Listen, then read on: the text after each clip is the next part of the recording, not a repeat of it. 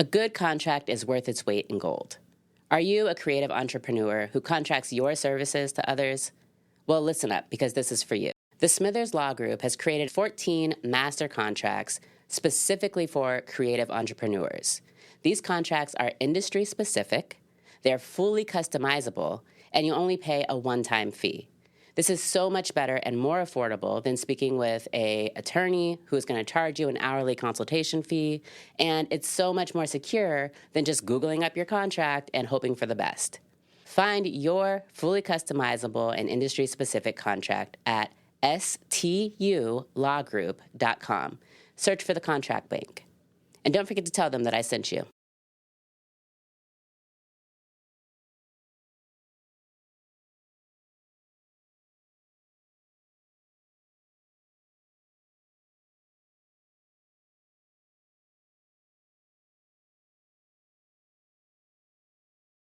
Because it made me go back to like, dude, 2.5 years ago you were incarcerated. Like now you're a director.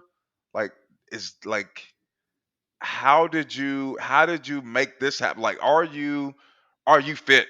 Frankly, like but Mm. on one level, like I know I put in the work. I know that my drive and passion and what I've been able to do thus far is what they saw, and they wanted to reward that. And they're like, well, this dude's more than just a call counselor. Like he can do more for this company than just that.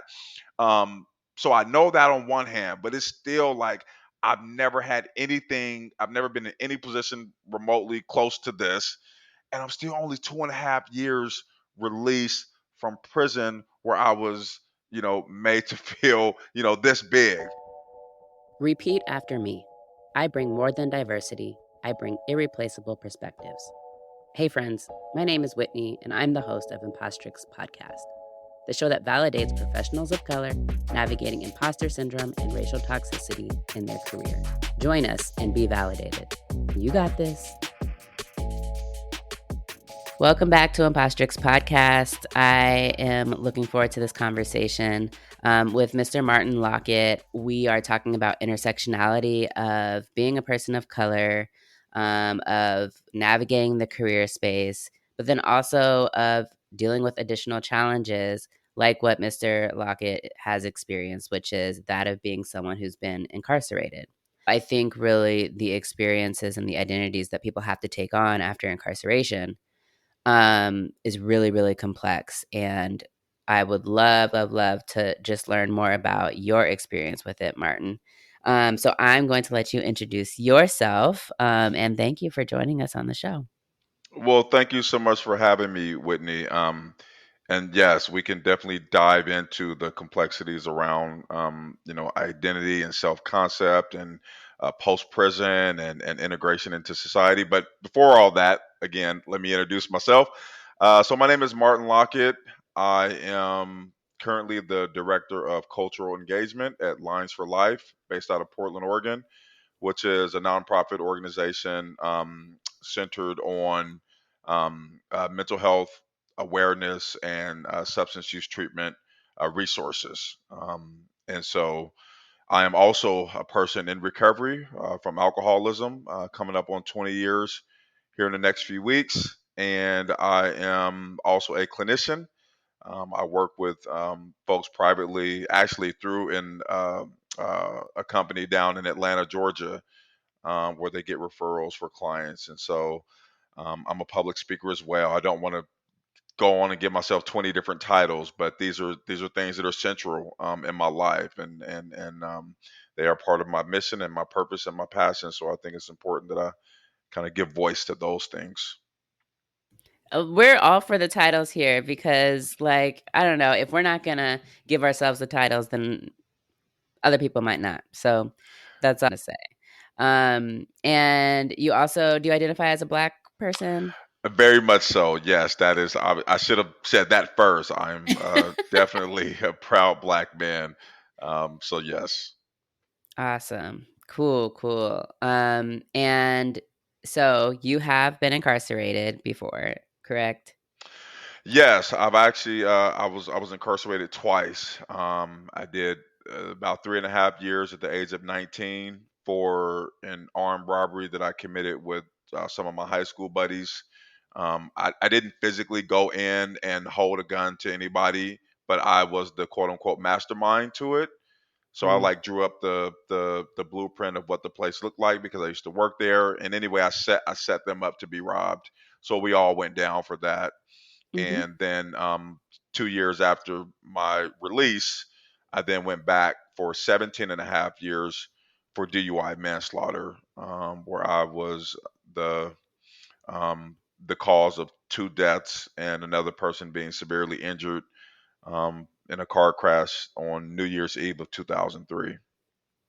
Oh, wow. So we're coming up on the, I guess when this episode is aired, it'll be afterwards, but we're recording right now in mid December and we're coming up on that anniversary. Yes, we are. I just spoke. I was just in Oregon the last 11 days, and I had the opportunity to speak at a DUI victim impact panel in Oregon. And so it being this close to the anniversary was really significant because these are first and second and even third time DUI offenders in those rooms, and I got to tell my story, obviously with the greatest caution to not find yourself behind the wheel this New Year's Eve or Christmas Eve or just during this holiday season, especially Hmm. when we know more crashes happen, and to use my story as an example of what can happen when you subject yourself to that. Yeah. So I think most listeners know at this point that I am also somebody that's in recovery. It'll be 11 years in February. And so I have very intimate knowledge of where alcoholism can take you and how um, ruled by alcohol uh, people can be. And I can't fathom having to live with the reality of taking the life of somebody else under the influence of alcohol. And I'm really grateful that for me, I didn't have that consequence. Um, and I would love to know from you what, how that's changed your life, how having that DUI and being involved in this fatal wreck while you were drunk, presumably, how that has impacted your life. Well, that was the beginning of everything that led to where I am today, frankly. When this happened, I was 24 years old. I knew because I had already been in trouble with the law, so I was very aware of the laws in Oregon. And Oregon is one of the last states, and I know people think that Oregon is so liberal and love to hug trees and eat granola and naked bike rides, and all that may be true to some degree, but they are one of the most strict um, you know, uh, states when it comes to criminal law. So they have mandatory minimum sentencing for any uh, person-to-person violent crime, and a DUI manslaughter is considered a person-to-person violent crime, just as though I had shot somebody and they died, and maybe I plead guilty to manslaughter. DUI manslaughter is no different. They each carry mandatory minimum 10 years day for day. And so I knew when I had two deaths on my hands and then another guy being severely injured, which is another person to person assault, is how it's classified. I knew I was looking at 20 years in prison day for day. So um, it was obviously the lowest point of my life. And then obviously being responsible for two innocent lives, right? And clearly not operating in my right faculties and all of that because I was three times over the limit when they drew my blood that night. I Mm, was 0.24, and wow. this was an hour and a half or so after the crash, which means it was higher at the time of the crash. I had been drinking all day, but I did this every day in my addiction because I had deluded Mm, myself into thinking that my life was manageable because I had a decent job. I was moving up in the company. I was going to community college in the evening with aspirations of becoming a nurse. I paid my bills. I moved out of my parents' house at 20. to and lived with my girlfriend in Vancouver, Washington. And so there were a lot of things that I could point to in my life to say, well, you're not that bad, Martin. Like Yeah. you're not that guy under the bridge with a paper bag and a 40. You know what I mean? So so that was the delusion that I lived under in my addiction, right? And so this happens. I know I'm going to prison for almost 2 decades. I have no idea how to make sense of what just happened. I just know that like I am royally blanked. Like there's no way out of this. So 3 days later I'm in my cell, minding my business. I get the Oregonian newspaper, somebody slid it underneath my door. I have no idea why I'm getting this paper. I thumb through it, I see my picture on the front page of one of the sections. And each paragraph that I read that morning, the lives of my victims start to unfold. Mm. And I learned that these people were active in their recovery journeys. They had like 16 and 17 years clean, respectively. They were volunteers with Volunteers of America. They were volunteers with Mothers Against Drunk Driving. They would watch women's children so that these ladies could attend AA and NA meetings. Like they were all about recovery. They Wow. were Wow. literally returning home from a clean and sober New Year's Eve party the night that this happened when they were struck and killed by a drunk driver. And so the columnist had talked about, he called it a palpable irony that these people who had given their lives to this cause would have their lives cut short by a drunk driver, the exact Mhm. person they were trying to help. And then he said something at the end that changed my life forever and set me on this course that I've been on for the last 20 years. He said perhaps the person they will have ended up helping the most is the man who's charged with killing them. And it was such a profound statement in the moment. Again, I'm 24 years old. I know I'm going to prison for almost 2 decades. So I couldn't fully appreciate, how this situation was going to help me. But I also knew that I had to figure it out, right? I had to figure out how I was going to apply that statement to my 24-year-old life. And so I got, meditative and spiritual, Mm. and then it finally dawned on me that the only way this tragedy will not be in vain is if I carry on these people's legacies. If I literally make my life mission to be all about helping those who are struggling in their addiction. First of all, I need to learn about my own addiction and where it Mm. started and why it started the way it did and all the circumstances around it. Because nobody in my family was an alcoholic or, an addict or, I was the only one. So, so once I decided that I was going to make this my life's purpose, then I had to get educated and learn about addiction and things like that. So that was kind of the origin of where this path started for me. Yeah, which obviously started Wow. from a great tragedy. So that was the jump off. Yeah, that was definitely it. So I get this, I take a deal, a plea bargain rather, for 17 and a half years a few months later, day for day. So I knew my behavior in prison would not change my sentence one way or the other. I could get in a fight every other day and still get out 17 and a half years later. Or I could Okay. never get into a fight and never have a write up, which is what happened. I never had a write up. I never went to the whole segregation. Never had any issues. But my sentence was set. In Oregon, it is set. So 210 months is what I did day for day. And but I was mission focused. I was mission driven. So I get to Mm. prison. I take, at the time they were offering community college courses. I take one class per term. They were charging us $25 per class. It was through this program that was set up by these retired teachers.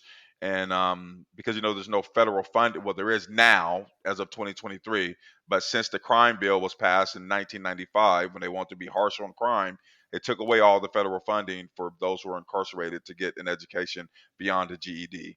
So, so this program was available. I took a few classes. Subsequently, I lost my father about 3 years into my sentence. Mm. Because that happened, I was able to secure funding through his pension and life Mm. insurance policies to be able to take classes from like Louisiana State University and Indiana University and Colorado. So I'm starting to take all these distance education courses, psychology, sociology, starting to unravel the layers of my addiction and negative behavioral patterns that started at age 14, and poor self-esteem and low self-concept and identity issues. I mean, just all of it, right? The psychosocial Wow. dynamics that we go through during life, that without direction and structure can really put you on a bad course. And that's what happened to me. And so I parlay all of that into a master's degree, a master's in psychology, that I got in 2016 while I was still in. And I'm starting to mentor young guys coming in the system. And that was really, really rewarding for me. And then I went into a 7 month long treatment program at the prison. And that's when I learned the difference between sobriety and recovery. I thought I had been in recovery this whole time because I hadn't drank in like 12 years. But I learned that, well, no, abstinence is not recovery, dude. It just means you haven't touched the substance yet. Yeah. Which, I mean, good for you, Right, but how's right. your soul feeling? Right, right. So yeah, so I learned all these skills, and I learned the biopsychosocial spiritual model of recovery and how to really build a lifestyle, in recovery that is meaningful and purposeful and fun. Because so many people think you can't have fun being sober, and I thought that, frankly, and that was one of the Yeah, worries I had before I got out, absolutely. you know. So anyway, so I pour all this energy into mentoring other guys, and I get clinical hours as a mentor in the program after I graduated it. I get clinical hours toward a certification as a recovery mentor, and then the following year got certified as a substance abuse counselor in Oregon. And so yeah, that was kind of how I spent my time, and made it meaningful, and allowed me to live up to the vow that I made to those family members Yeah. at sentencing, that I would spend the rest of my life honoring their loved ones that I had taken, by doing this work and hopefully preventing other people from following in my footsteps.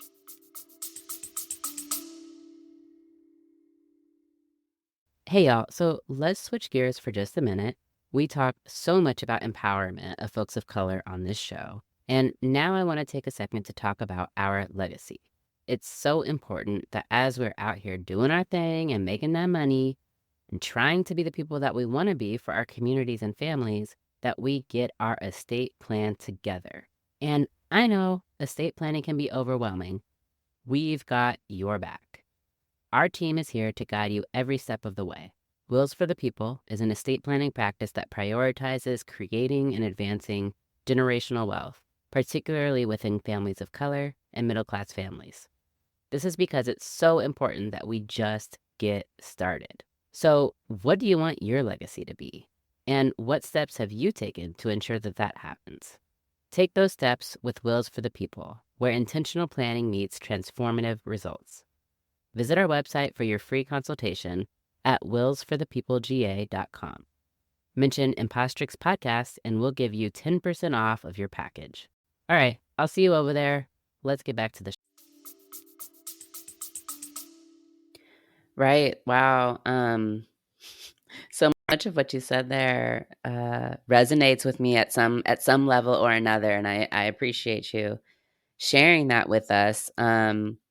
Because one of the things that I think certainly I wonder as somebody not in prison, but also as somebody that's assisted people in like creating reentry plans and figuring out basically what they're going to do next.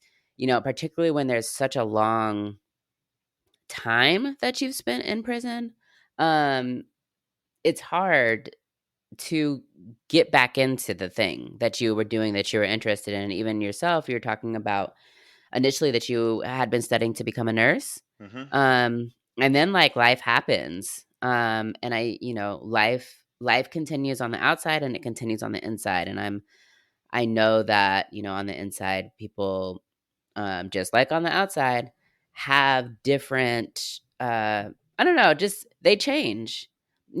Sometimes we change for the better, sometimes we change for the worse, but our interests change, our passions change. And it sounds like for you, learning more about these people and this very traumatic circumstance, but learning about what their mission was really gave you a little bit of fire to be able to then put all of you into something that was going to be positive moving forward. Absolutely, Whitney. For many of us, so we know that statistics show that about 80% of those who are incarcerated state and federally have some involvement with drugs and or alcohol, whether it be they were intoxicated at the time of their arrest, or they admitted that they struggled with substance use, or they were in the commission of a crime trying to get money to get. So 80%. And yet, we know that only about 5%, at least in Oregon, only 5% of those who are incarcerated actually. Now, they just passed a bill that's going to expand treatment. But when I was incarcerated for Mm. all those years, about 5% of those actually had access to a treatment program within the prison system. So when we are in our addiction, obviously, our psychosocial development is stunted. Our emotional development is stunted, right? We're Mm. not processing our feelings. We're trying to suppress our feelings, frankly, with the drugs and the alcohol, for many of us. So when you are in prison, and when you don't have access to those resources, you're right. Some people change for the better or they change for the worse. Whatever the case, they're trying to figure themselves out, right? Apart from substances and apart from the crimes that they were committing, and apart, I mean, it's really you reshape your identity for better or worse, because some guys or ladies will, they'll link up with the prison gangs, and that becomes their Mhm. identity, and the prison politics and the culture, and that is how institutionalization sets in, right? When you adopt a whole different framework for how you operate that works in prison, there may be some advantages to that, right? Whether it be your part of a gang that's extorting these guys, and so you're getting more commissary every month, or you're still finding ways to manipulate the staff to get certain, better jobs and things like that. Like it does have its advantages, but if that becomes who you are, you get out of prison, that's not going to fly out here.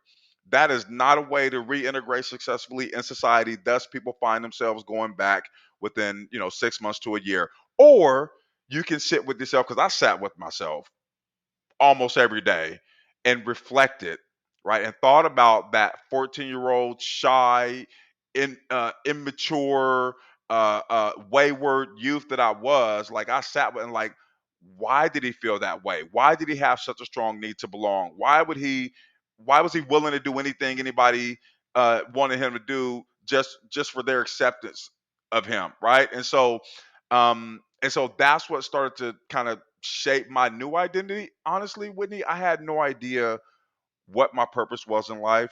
I had no aim. I had no sense of direction. And so, we know that a lot of people will frankly gain a lot of knowledge about themselves, and kind of parlay that into a purpose in life when something really tragic or something really pivotal happens in their lives, right? It's a pivotal moment.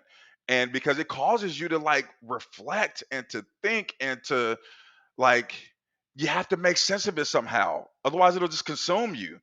And so once you make sense of that tragedy, or that circumstance, that adversity, because I don't think we just go through things for no reason. I personally don't think that. I think there's always something to ascertain from that really, really, really hard circumstance, right? An invaluable life lesson that we are supposed to use to carry us forward in a certain way, guide us in a certain way, help us to guide others. There's some purpose there, but it's on us to figure out what that is. And so that was the driving force behind kind of the direction that I went, was this tragedy, and like you said, connecting with these people's mission and how they were, living their lives, and it gave me a sense of direction for who I am, and what I'm supposed to do with my life. And that's beautiful. There's so many. I What am I trying to say? One of the things that continues to surprise me about the life that we live is how we never know when a thing is going to impact us and how it's going to impact us. And it can be a small thing, it can be a huge thing. And, before we started recording, I was telling Martin about how I kind of randomly moved to Georgia. But then, literally 3 weeks after I moved to Georgia, I met the man who was going to be my husband. And, all of the things that happen up until the point where I decide that I'm moving to Georgia, and all the things that happened for him up until the point where he decides that he's moving to South Georgia. And, it's one of those things. We we don't have control over everything. We have control over very little, in fact. And, part of my kind of growing as an individual is embracing and accepting what happens. Whether or not I have control or not, it's just life is happening. And just being accepting of the fact that life is happening, is something that, particularly in sobriety, and in recovery, has been something that allows me to kind of roll with the punches a little bit and find, make lemonade out of lemons, um, which is not a good analogy for your situation, since these are lives, not lemons. But, um, just being able to accept responsibility, accept accountability for the things that we have had, some control over, and then, like, do the next thing, um, has been really, really powerful for me as I've grown. Absolutely. Yeah, I mean, you hear the concept in I think it's DBT, is radical acceptance, if I have that Mm, right. But basically, it's I mean, and in AA and NA, it's said, a little differently in the Serenity Prayer, right? mhm, Grant me the serenity to accept the things I cannot change. So I think just that radical acceptance of knowing that there are going to be a lot of things that are beyond your control, right? No matter what you do, those things are going to happen. But we do have total control over how we respond to that, how we allow it to affect us. A lot of people think that when certain things happen, well, it's just gonna like anybody would take it really, really hard. And I'm not saying that you're not gonna take it hard, but like you also get to decide if you're gonna kind of stay in that rock bottom moment, if you're just gonna lay down in it and just like you know, be utterly miserable in it and be self pitiful and all those things, or if you're going to allow that to be kind of your springboard to, like you said, that next step, right? Where do we go from here? So this terrible thing happened, maybe self inflicted, maybe not. It happened. Now what? Right? For me, it was mhm, I'm going to prison for 17 and a half years. There's nothing I can do about that. My fate is sealed. But how am I going to spend that 17 and a half years? I do have a choice in that, right? My physical circumstances are not going to change for 17 and a half years, but I can change, right? I can do some internal work. I can make this, more than just a tragedy. I get to decide that because I yeah, could have gone to prison for 17 and a half years, lifted weights, played dominoes, played spades, ate commissary, and just bided my time. I was going to get out in 17 and a half years no matter what. But, for me, I chose because it was imperative that I made sure I left prison a different person than the 24-year-old wayward, aimless, kid, frankly, emotionally and on a maturity wise. I needed to leave a different person than him, and yeah, so that's what I committed to. yeah. So I want to talk now about, like, your transition into the workforce, and into the workforce in the free world. Um, because it's always, I mean, look, when we start a new job, whether it doesn't really matter kind of the level, if you will, of that job, there is always a lot to learn. There's new people to get to know, there's new systems and processes to get to know. And, that's a time where we may have a lot of self doubt. We may have fear. We may, have some challenging emotions come up because this is a new thing. And I don't I don't consider that to even be imposter syndrome. Like I consider that just to be we're starting a new thing and we're getting used to it. But I would like to like learn from you about what your experience was integrating back into the workforce and learning how to become confident in your ability um, through whatever self doubt that you may have had associated with being someone who has spent the last 17 and a half years in prison, being a black man in, you know, in the industry that you're in. So can you share a little bit with us about that? Sure. So yes, it's obviously a very overwhelming thing to reintegrate the workforce out here because prior to going to prison, I worked at a warehouse. Right. I mean, I worked at a food distributing warehouse. I, drove around forklifts and so I was very, very blue collar, worker. Um, Now I am a counselor and now I'm a director. So I'll kind of talk about each one. So when I got out in 2021, the summer of 21, it was just a whole task to reacclimate to society. Like forget work, right? Like technology, 17 and a half years later, you know, um, our social norms, and we have bathrooms that are not sex or gender specific, right? And so I mean, just so like society is different politically. Things are just so crazy now versus in 2001, 2, 3 when I was last out. And so I had to adapt just kind of my worldview, frankly, to kind of accept kind of this new world. And so I'm navigating that, and it was very exhausting. I remember like the first 3 or 4 weeks that I was out and learning the new technology. And I got my phone and downloading apps and having to, come up with a new password and use it. Like I didn't even have an email before I went into prison the first time.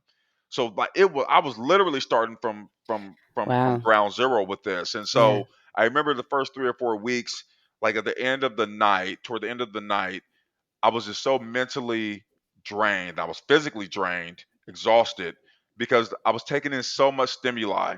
Right in prison, everything is drab. The walls are tan. The officers wear gray and black, and we wear all blue. Like there's not a lot of stimuli.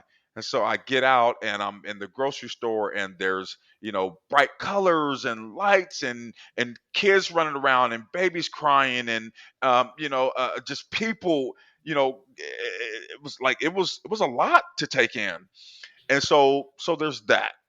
And so I made sure that I didn't want to try to take on work right away. I just wanted to have a couple Mhm. months, and thankfully, financially, I was okay because, like I said, when my dad passed away and he left, we got money and stuff like that. So I was able to invest in some of my education that I had some when I got out. So that put me in a better position than most, frankly, getting out of Yeah, prison, yeah. right? If I'm being honest. Um, so I didn't start work until a couple months later. So I had my certification as a drug and alcohol counselor. So obviously that's what I wanted to do. I applied on Indeed. I got an interview, and it was important for me as kind of scared as I was to talk about it, but like I had to come out in the first 5 minutes and say, look, this is where I've been for the last 17 and a half years. This is what happened. Because if I was going to work anywhere, like I needed them to accept me for who I am and Mm. and where I've been. And if you are a substance abuse treatment place, mental health place, like you should value lived experience when it comes to peer mentors and counselors coming in to work for you, because we connect best with people who are struggling, honestly. And they did, and they were receptive. Now, granted, this is a Portland based company, so we know things are different in Portland than they might be in Louisiana. You know what I mean? Or Mississippi, right? So let's just put that out there. So I was successful at the interview. They offered me a remote position, which is great because for me, because of my crime, I can't drive until 2029. My license is Mm. revoked. Mhm. until June of 2029. So it was a remote position. I was able to take calls on the line. So for those who don't know, in Oregon, when you get stopped by the police and you have a small amount of drugs, pretty much any drug, you don't go to jail for it. It's decriminalized. You call somebody like me or one of my colleagues, and we do a screening with you over the phone, and then we try to engage you on treatment resources and offer them to you and things like that. So I did that for a couple years, and because I was remote, so there wasn't going to the office and interacting with peers and things like that. So I think Yeah. it could have very much shielded me from a lot of those kind of tough navigations that would have happened otherwise. Now, Yeah. now having said that, I'll also say that I had conversations with the CEO and the COO and these chief clinical officers and directors, and because we use Teams to Mm. communicate, and Mhm. so, like, truthfully, I felt supported, and I know this is not common, but I gotta be honest about my experience, which I Yeah. know is probably in the minority for people who haven't done 17 and a half years and getting out. But it's also different when you work in this field, I think, Right. right? Versus, like, say, go to work for a tech company or something like that. It might be a little more difficult. Um, so I was met with grace, and I was met with, I say, compassion and understanding.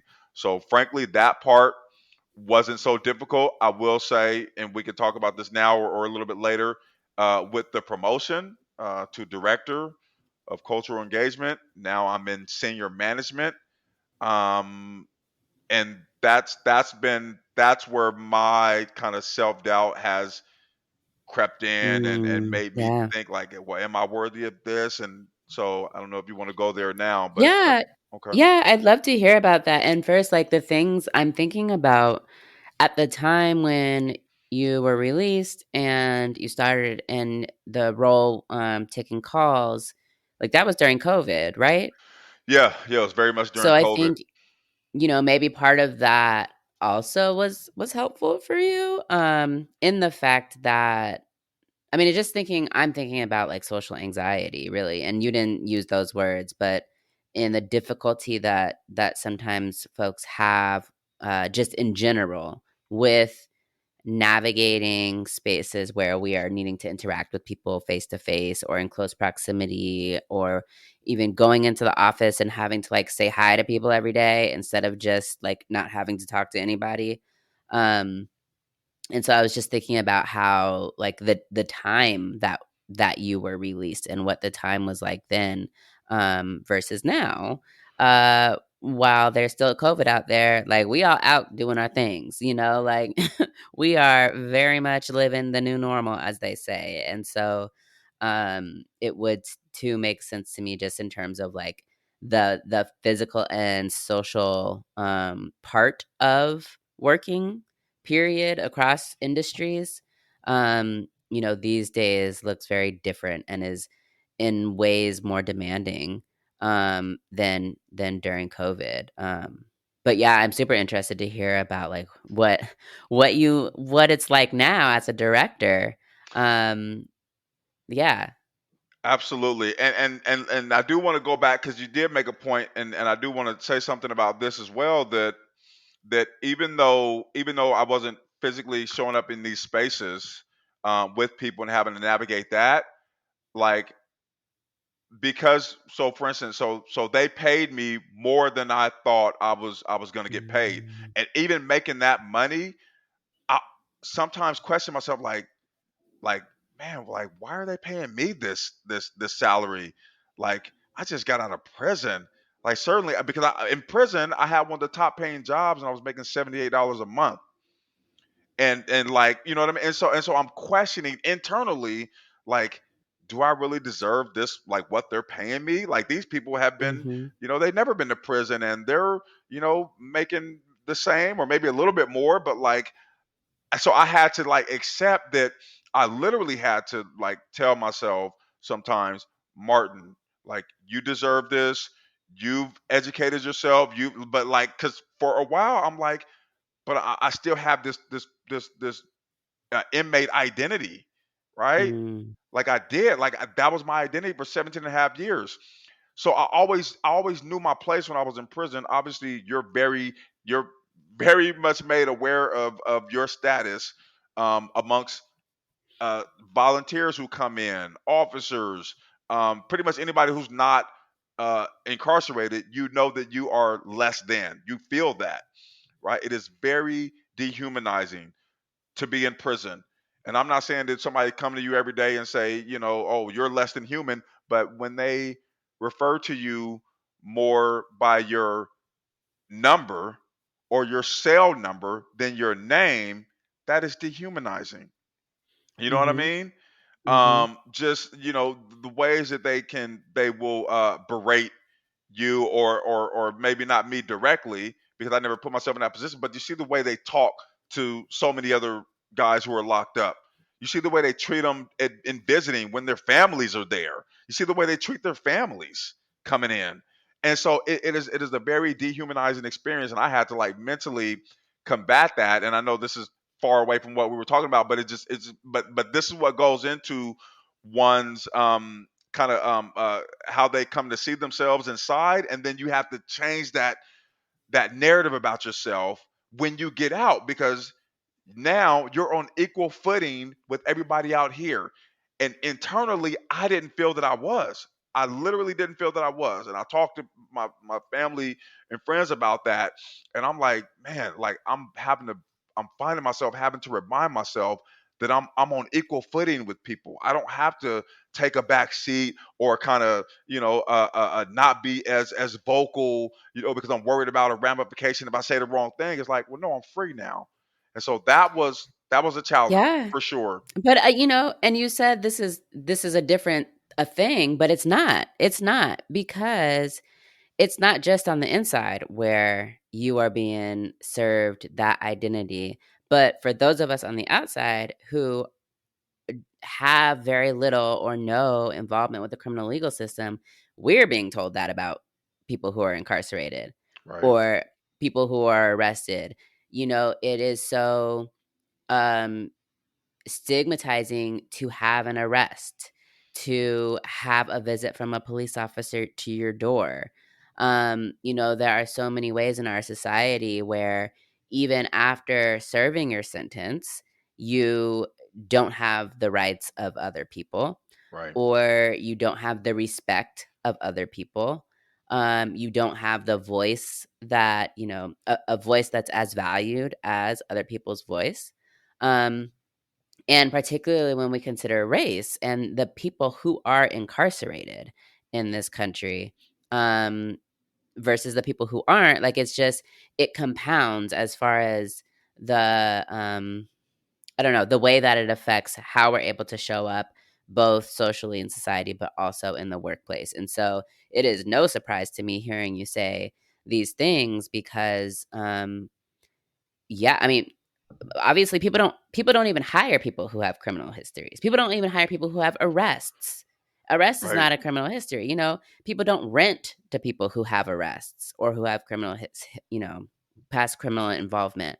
And so it I think for those who are listening to this who don't have experience working, or don't have any lived experience with involvement in the criminal legal system, it's so important for us to check ourselves there, Hmm. with the bias that we're being served. Like, that is just how we operate in this society. Is that essentially, like, prison is the worst place where you can go, and if you're there for a reason. If you're there, you're bad, and you're never redeemed. And so, like, needing to make sure that we stop ourselves from continuing to participate in that narrative. Hmm. If that's truly what like, if we don't believe that, then we need to interrupt that bias that we have. Yeah. Um, so I think it's very much related. I think that's why some of these conversations are so important, is because with imposter syndrome in general, I believe that so much of the doubt that we have in ourselves is society related. Hmm. And particularly when race is concerned, I believe that imposter syndrome is a white supremacist Hmm. ideal. It's a white supremacist narrative. And so I'm glad that you and others, when we're able to work through this, I think it's so important, um, because it's not you. Right. At this point, it's not you. The reason why you're wondering if you deserve to be paid this much is because for 17 and a half years, you were paid at tops $78 a month. Right. The reason why, I don't know if I hear some people have a hard time, and I'm this way sometimes for no reason, but if I address you formally, I've talked to people who are like, that makes me feel real uncomfortable because like I've done nothing to deserve that Right. formality. And I'm like, well, nobody has. We just exist. We Right. exist. That's And so enough. we're called, yeah, Right. like we exist. And so we're called our names. Right. Like that's actually just what we deserve. Or to be called a Mr. or Mrs. if that's what you want to be called, you know? Yeah. So anyway, I went on a little rant. Go ahead, Yeah. No, continue. you're right. You're absolutely right. So yes. So now, so just two little over 2 months ago, I was promoted to director of cultural engagement, which puts me in a senior management position. And so now, we have, leadership meetings and other meet. I mean, I'm in meetings almost every day. Um, and with that obviously came a significant raise. I now supervise a team. So it's really elevated my status, and level of responsibility, and just everything. And it's still like I'm having, because it made me go back to like, dude, 2.5 years ago you were incarcerated. Like now you're a director. Like is like how did you make this happen? Like, are you fit, frankly? Like, but on Mm, one level, like I know I put in the work. I know that my drive and passion and what I've been able to do thus far is what they saw, and they wanted to reward that. And they're like, well, this dude's more than just a call counselor. Like he can do more for this company than just that. Um, so I know that on one hand, but it's still like I've never been in any position remotely close to this. And I'm still only 2.5 years released from prison where I was, made to feel, this big. And mhm, so just mhm, accepting, like I still have to accept that I do deserve it, and I even say that kind of like, do you know what I mean? Like even as I say it there, like why did I say it kind of submissively, right? Instead of like affirmatively, right? mhm, And so again, it's just but it's like I have to, and it's a I'm not gonna say it's a constant thing, because I'm getting more comfortable in this role, but mhm, I do have to remind myself when I'm in these meetings with all these other directors and chief officers, and I'm like, wow, like I'm in this meeting too, and I am frankly the only black face. Again, I don't, you know, I don't. I've always felt supported by this organization, right? yeah, But when I'm in those spaces, I'm keenly aware that I'm the only black face.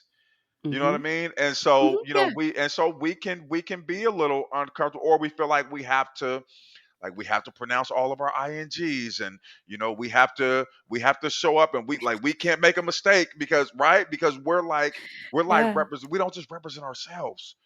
Like we right, don't just represent ourselves, and I wish I had the luxury of just representing my individual self, right? But as black folks, especially black folks who reach certain statuses in life, like we know that you know people look up to us. They look at us to represent the voice that they don't have. Like we know that we're not just in that room by ourselves. You know what I mhm, mean?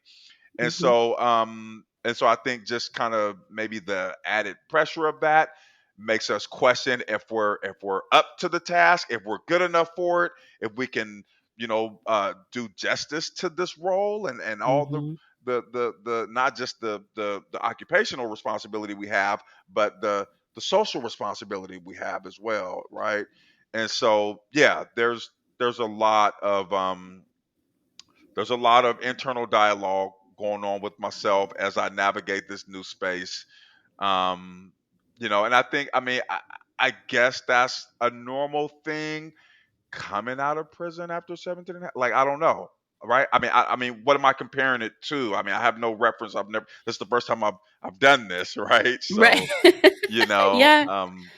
And it just is what it is. right, Like, I think we talked about this a little bit earlier. Like, this is just life right. that's happening in your life right now. And so who knows if it's normal or not normal, but it's what you're feeling. It So, is. to me, it seems totally reasonable. So, if that's worth anything. Well, yeah, But because I think, because I think these conversations need to be normalized, right? When people mhm, have these feelings, because a lot of people might think that, oh, well, maybe I shouldn't feel this way, or does this make me? And so I think, if the more we're able to give voice to it, and to let people know that other people might have these same struggles, professionals have these same struggles, no matter what status in life you are, like we black people have.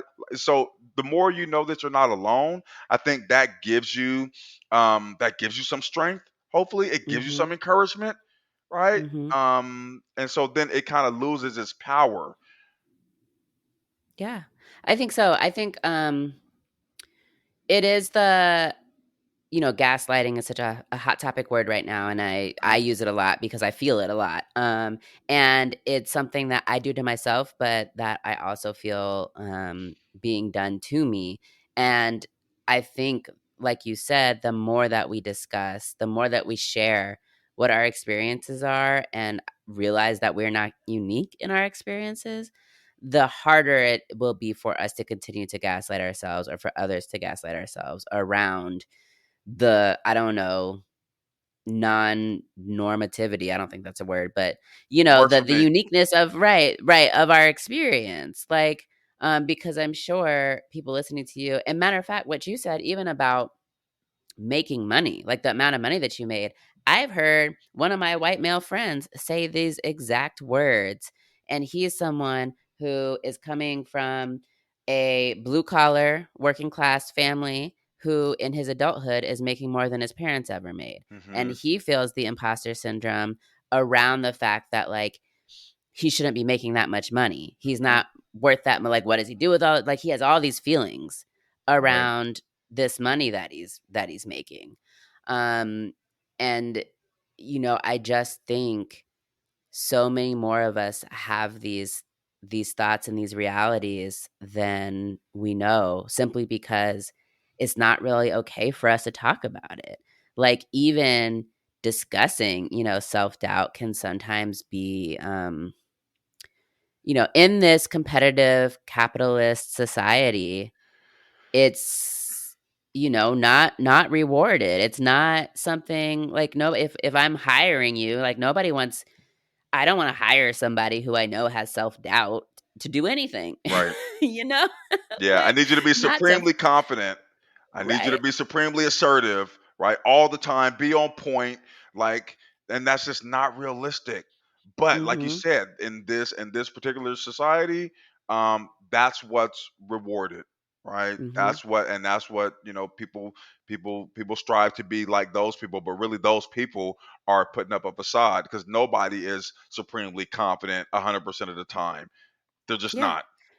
Yeah, and I think we really find our power when we find how to be true with ourselves and authentic with ourselves and embrace our full selves.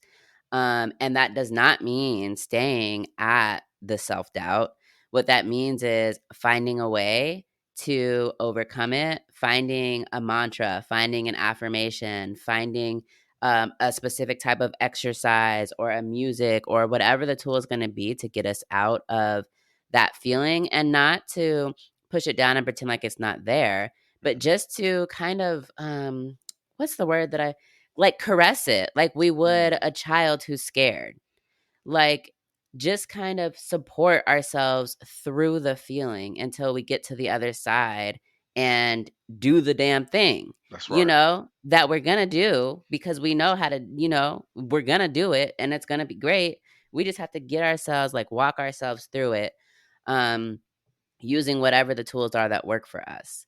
And I think that's how, like, we root ourselves in our power, is knowing what it is that's gonna get us through, knowing ourselves well enough to know that this is the feeling that I'm feeling, this is the emotion that I'm feeling, this is the somatic, the body sensation that I'm feeling, and these are the things that I need to do to take care of myself so that when it's time I can show up as fully as I need to, or so that I can rest, Right. because maybe right now what I really just need is rest. Um, Yeah. you know? Yeah, 1,000%. And again, it's again, that acceptance that these things are going to happen, these feelings are going to come up.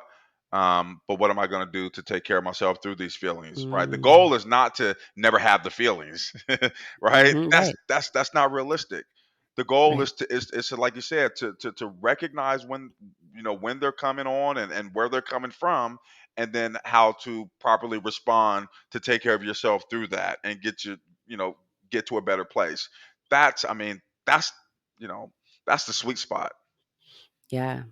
So I want to ask you, as we wrap up, what, for other people who have had some kind of criminal legal system involvement or institutionalization or other thing, and they are now in the workforce and dealing with the self doubt or the imposter syndrome or the I'm not deserving because 2.5 years ago I was in prison, what are the things that you do today to walk yourself through those feelings so that tomorrow on Monday morning, when it's time to show up for the job, you're showing up in the best way that you can?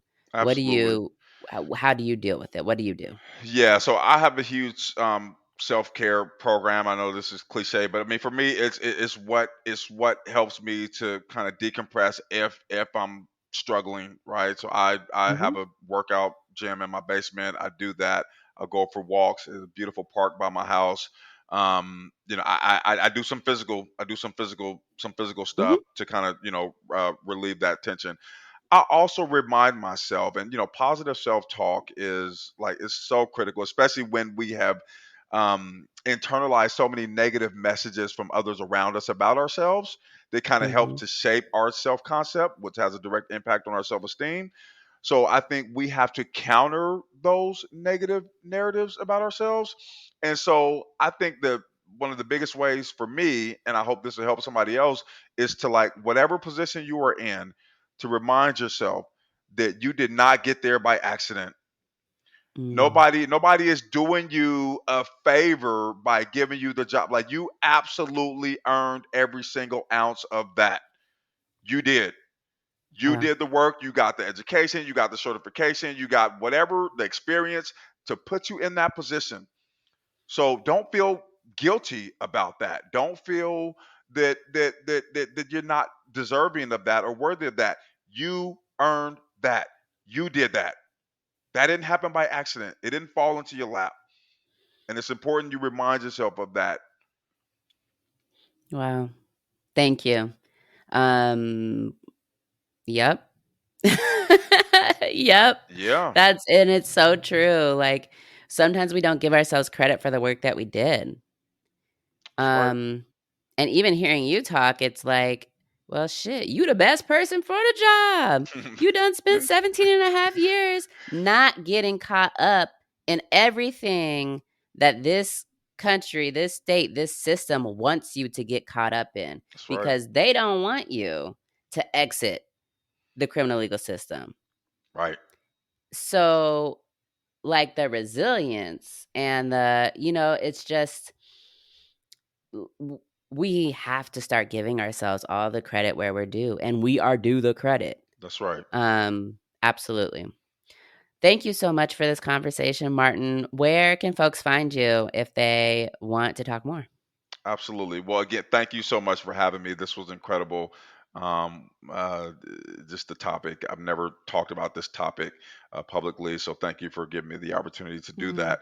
I think the easiest way, I'm only on one social media platform, which is Instagram. So it's at Martin L. Lockett with two T's.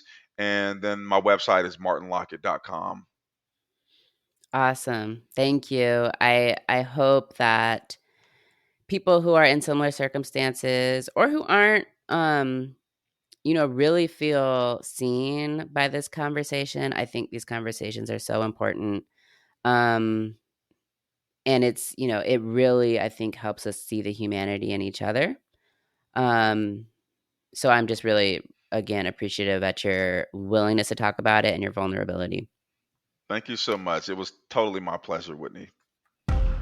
Thanks so much for joining me for this conversation. I hope that you got as much out of it as I did. Feel free to continue the conversation with us over on Facebook at the Imposterix Podcast Validating Space. We welcome all, and it's a space for us to validate each other as we work through work, race, and imposter syndrome. You can find out more about me or about the podcast at www.impostrixpodcast.com. And don't forget to follow me on Instagram at Impostrix Podcast. Until next time, be validated.